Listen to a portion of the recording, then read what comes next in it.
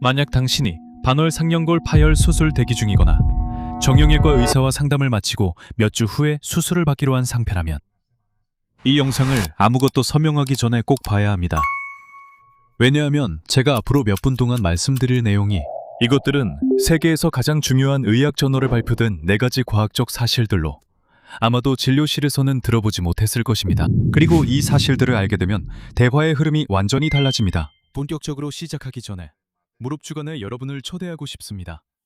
이 행사는 7일 동안 진행되는 무료 이벤트로 제가 실시간으로 진행해 무릎 통증을 개선할 수 있는 최고의 운동과 조언을 제공할 예정입니다. 이 행사는 1년에 단 한 번만 열리며 이번 기회를 놓치면 2027년까지 기다려야 합니다. 여기에 카드가 있으니 눌러보세요. 해당 웹사이트에 접속해서 정보를 확인하고 이름과 이메일을 입력한 다음 이 작은 박스를 클릭해서 신청하시면 됩니다. 수업에 대한 모든 알림을 이메일로 받게 되지만 그 이메일들이 스패민이나 프로모션함으로 들어가서 결국 수업을 보지 못할 수도 있습니다. 그래서 제가 워치해피에 작은 커뮤니티도 만들었습니다. 휴대폰으로 그 버튼을 누르면 워치해프 그룹에 들어가게 됩니다.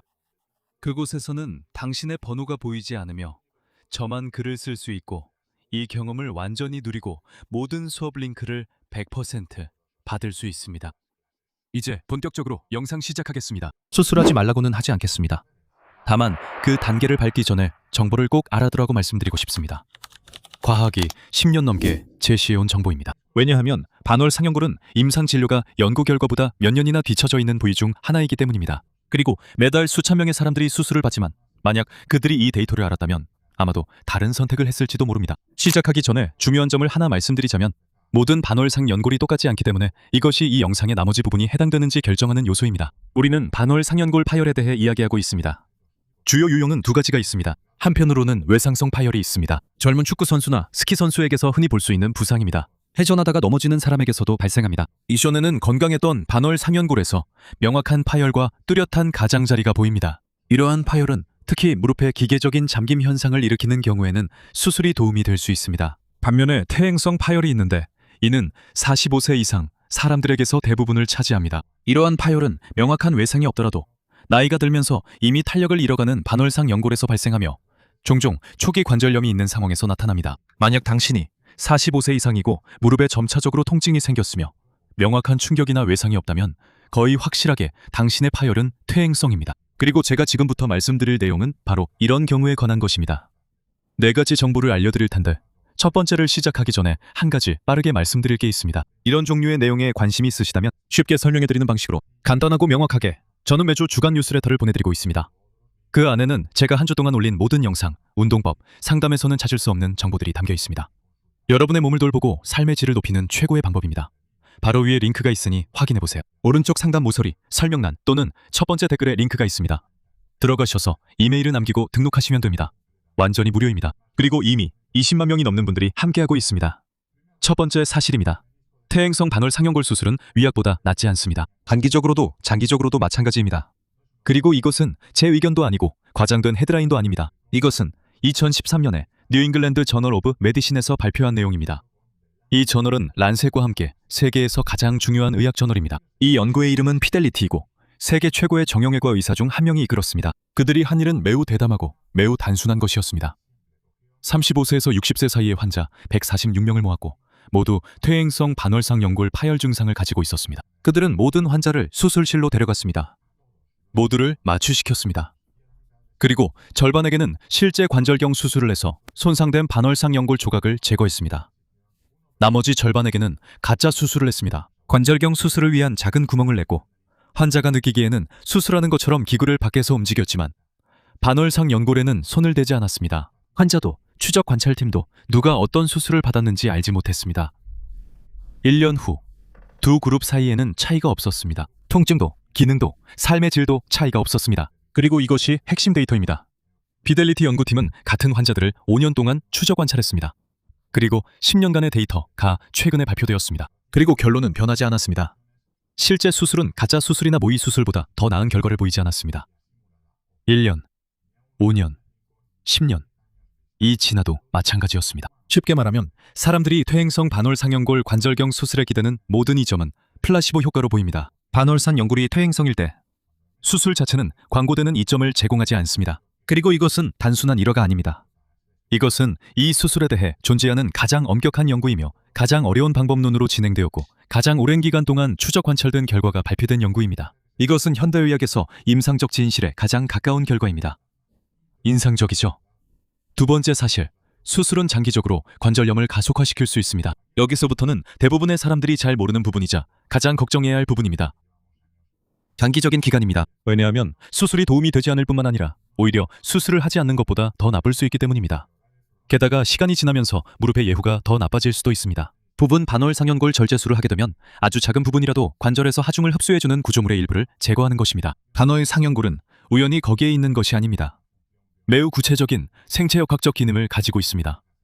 대퇴골과 경골 사이의 하중을 분산시키고 걸을 때마다 발생하는 충격의 일부를 흡수합니다. 아주 작은 조각이라도 제거하게 되면 그 기능이 조금씩 저하됩니다. 연골에 가해지는 압력이 증가하게 되고 수술 전부터 이미 노화가 진행되고 있던 연골은 조금 더 빠르게 노화가 진행되기 시작합니다. 장기 추적 연구들, 일부는 최대 20년 동안 MRI로 관찰한 연구들도 일관된 경향을 보여줍니다. 퇴행성 반월 상연골 수술을 받은 사람들은 수술을 받지 않은 사람들에 비해 해당 무릎에서 관절염이 더 빠르게 진행되는 경향이 있습니다. 이것이 갑작스러운 변화는 아니지만 분명한 경향이 있습니다. 그리고 50세인 사람, 이 수십 년 동안 이런 경향이 지속된다면 필요했던 시기보다 몇 년이나 더 일찍 인공관절 수술을 받아야 할 수도 있습니다. 많은 경우 통증을 완화하기 위해 받은 수술이 더 큰 문제의 출발점이 되기도 합니다.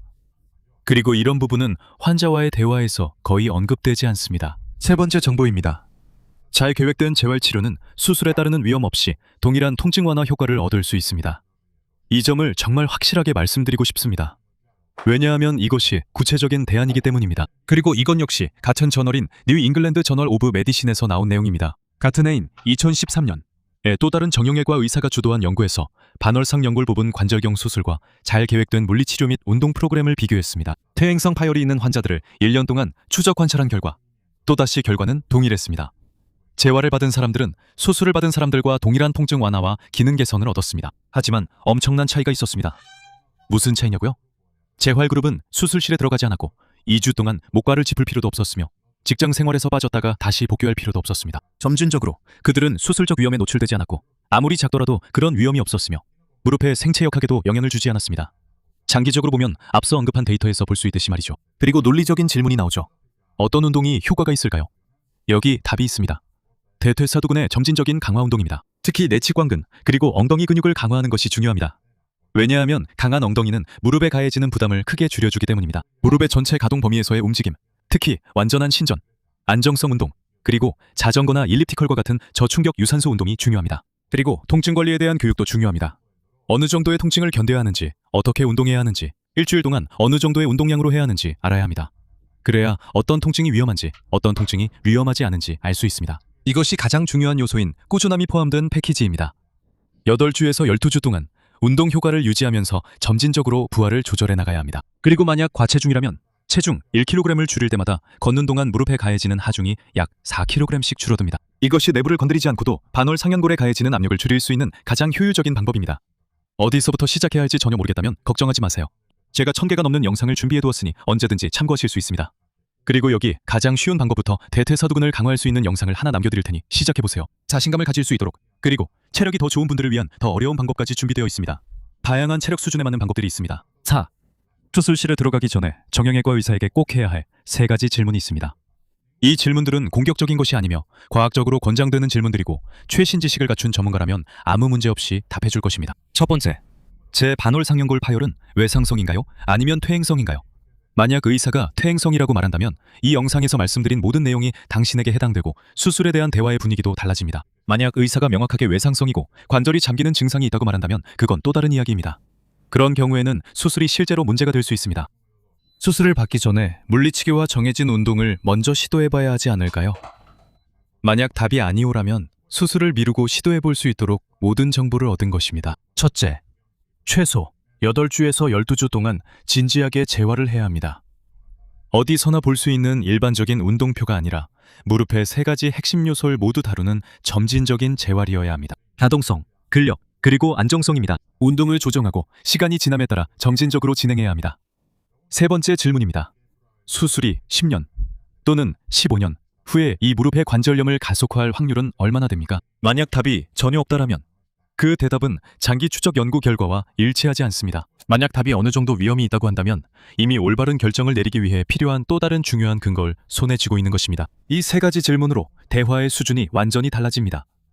당신은 더 이상 수동적으로 받아들이는 환자가 아니라 정보를 바탕으로 스스로 결정하는 환자가 됩니다. 그리고 그것이 바로 현대 과학이 환자에게 요구하는 것입니다. 네 가지 중요한 정보가 요약되어 있습니다. 퇴행성 반월 상형골 수술은 플라시보보다 효과가 뛰어나지 않으며 1년, 이나 10년 후에도 마찬가지입니다. 게다가 시간이 지나면서 관절염을 더 빠르게 진행시킬 수 있습니다.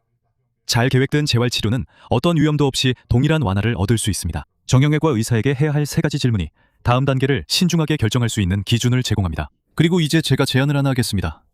만약 당신이 2단계에 있다면, 만약 무릎이 아프고 의사가 반월상 연골이나 관절염에 대해 이야기했으며 과학적으로 오랫동안 입증된 재활의 기회를 주고 싶다면 8월 31일부터 9월 6일까지 무릎 주간을 진행할 예정입니다. 저와 함께하는 5일간의 라이브 수업에서 바로 따라할 수 있는 실전 운동을 진행할 예정입니다. 간단한 해부학 설명과 함께 힘, 가동성, 안정성이라는 세 가지 핵심 요소를 가장 쉬운 단계부터 중간 수준까지 단계적으로 훈련합니다. 완전히 무료로 실제적인 계획도 제공해드립니다. 집에서 혼자서도 스스로 훈련할 수 있는 프로그램도 제공합니다. 아래 설명이나 첫 번째 댓글에 있는 링크에서 모든 정보를 확인하실 수 있습니다. 지금 바로 등록하세요. 정원은 한정되어 있습니다. 8월 31일에 생방송으로 시작합니다. 그리고 이 내용이 다른 사람에게도 도움이 될 것 같다면 꼭 공유해주세요. 그 사람이 정보에 기반해 현명한 결정을 내릴 수 있도록 도와주세요. 영상 끝까지 함께해 주셔서 정말 감사합니다. 진심으로 다시 뵙기를 바랍니다. 다른 영상이나 무릎 주간에서 또 만나요. 안녕히 계세요, 여러분.